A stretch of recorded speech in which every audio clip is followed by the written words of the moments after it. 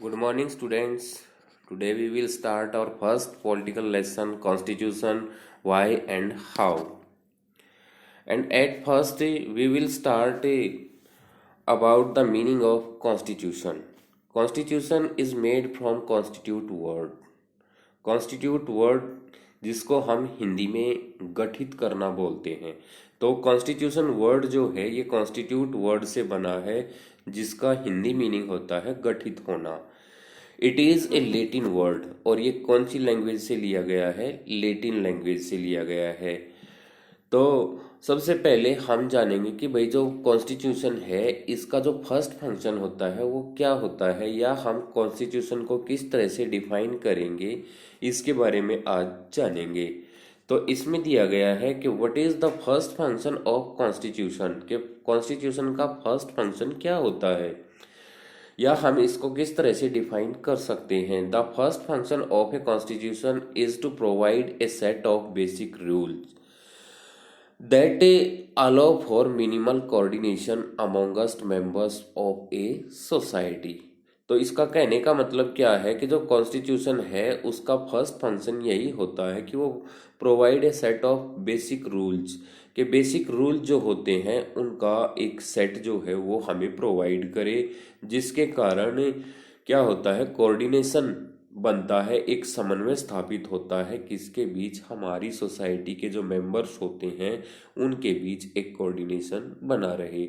अगर मान लो हमारे पास कॉन्स्टिट्यूशन नहीं है, सेट ऑफ रूल्स नहीं है, तो हमारी गवर्नमेंट के पास ये नहीं होता कि हम काम कैसे करें, किसके अकॉर्डिंग करें। फिर तो क्या हो जाएगा, माइट इज राइट वाली जो प्रोवर्ब होती है उसके अकॉर्डिंग ही काम होना शुरू हो जाएगा, क्योंकि कोई किसी की मानेगा ही नहीं और कोई किसी की मानेगा नहीं तो जो भी ताकतवर होगा वो अपने अनुसार काम करता रहेगा।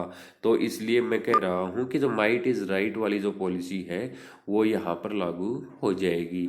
लेकिन क्या होता है, कॉन्स्टिट्यूशन जो है वो हमारे लिए set of basic rules provide करता है जिसके अकॉर्डिंग सारा सिस्टम चलाया जाता है और कोऑर्डिनेशन बनाया जाता है सोसाइटी के मेंबर्स के बीच। अगर हम बात करते हैं कॉन्स्टिट्यूशन की एक सिंपल सी डेफिनेशन के बारे में अगर बात करते हैं तो कॉन्स्टिट्यूशन इज द बेसिक और fundamental laws of a state. कोई भी स्टेट जो होता है उसके बेसिक और फंडामेंटल लॉज जो होते हैं उसी को कॉन्स्टिट्यूशन कहा जाता है। अब बात आती है टाइप्स ऑफ कॉन्स्टिट्यूशन के। कॉन्स्टिट्यूशन की टाइप्स कितनी हो सकती हैं? कॉन्स्टिट्यूशन की मेनली हम 4 टाइप्स पढ़ते हैं। तो फर्स्ट दिया गया है रिटन कॉन्स्टिट्यूशन। जैसा कि हमने इसके हेडिंग से ही पता लग जाना चाहिए कि रिटन कॉन्स्टिट्यूशन कौन सा होता है। कॉन्स्टिट्यूशन संविधान होता है, रिटन क्या होता है, लिखा हुआ। तो रिटन कॉन्स्टिट्यूशन होता है लिखा हुआ कॉन्स्टिट्यूशन, यानी कि लिखा हुआ संविधान। If the constitution of a state is in a written form, it is called written constitution।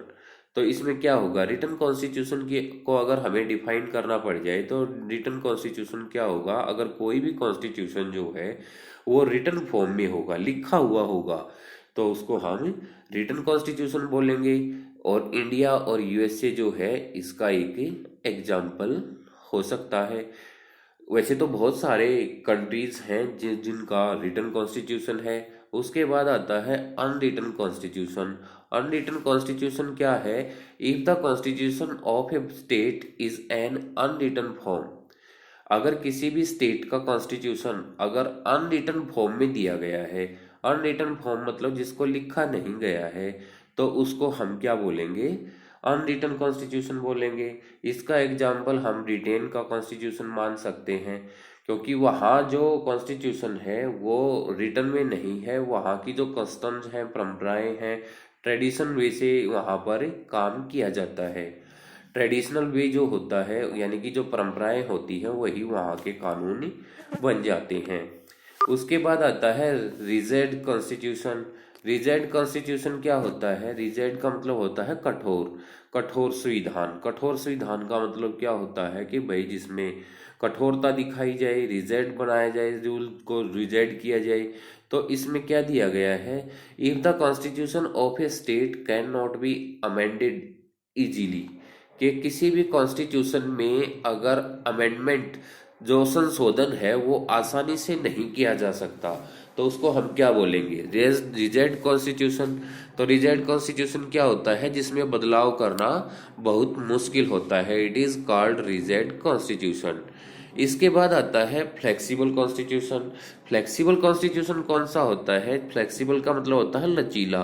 लचीला का मतलब क्या होता है? जिसको आसानी से मोड़ा तोड़ा जा सके, उसको बोलते हैं फ्लेक्सिबल।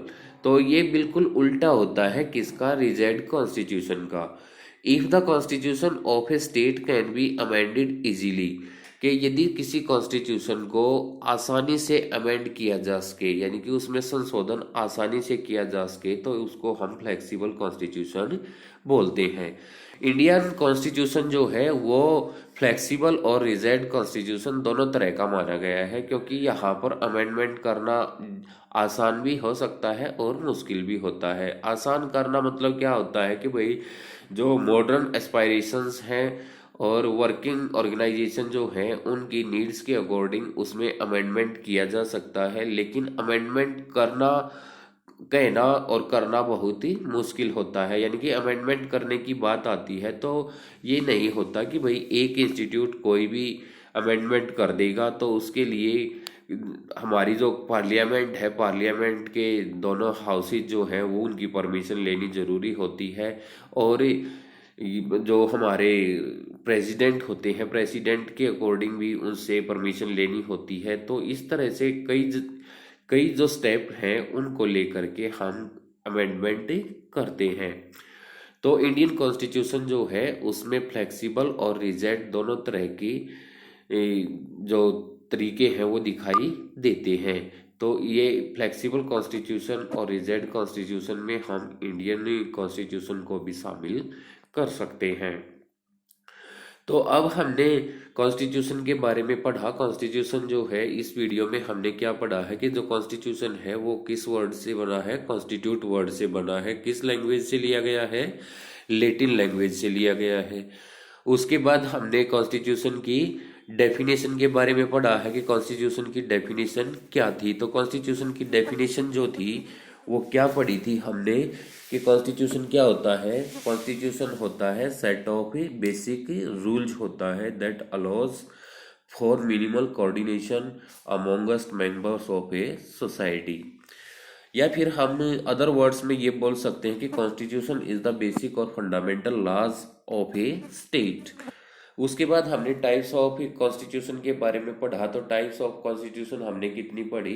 4 टाइप्स पढ़ी। कौन कौन सी? Written constitution. रिटन कॉन्स्टिट्यूशन कौन सा होता है? जो रिटन फॉर्म में होता है। और अनरिटन कॉन्स्टिट्यूशन होता है। अनरिटन कॉन्स्टिट्यूशन कौन सा होता है? जो अनरिटन फॉर्म में होता है। उसके बाद रिजिड कॉन्स्टिट्यूशन पढ़ा। रिजिड कॉन्स्टिट्यूशन क्या होता है? जब अमेंडमेंट करना बहुत ही मुश्किल होता है, यानी कि जिस कॉन्स्टिट्यूशन में अमेंडमेंट आसानी से ना किया जा सके। उसके बाद फ्लेक्सिबल कॉन्स्टिट्यूशन। फ्लेक्सिबल कॉन्स्टिट्यूशन में क्या था कि भाई फ्लेक्सिबल कॉन्स्टिट्यूशन जो है वो उसमें अमेंडमेंट करना आसान होता है। तो आज की वीडियो में हम केवल इतना ही पढ़ेंगे। आप इस वीडियो को ध्यान से देखिए और इसको नोट भी कर सकते हैं अपनी नोटबुक में, और आप अपनी जो टेक्स्ट बुक है उसमें से इस लेसन को पढ़ेंगे। जहाँ तक मैंने पढ़ा दिया है, जहाँ तक हमने डिस्कस किया है, यहाँ तक आपने अपनी टेक्स्ट बुक से पढ़ना है। Thank you.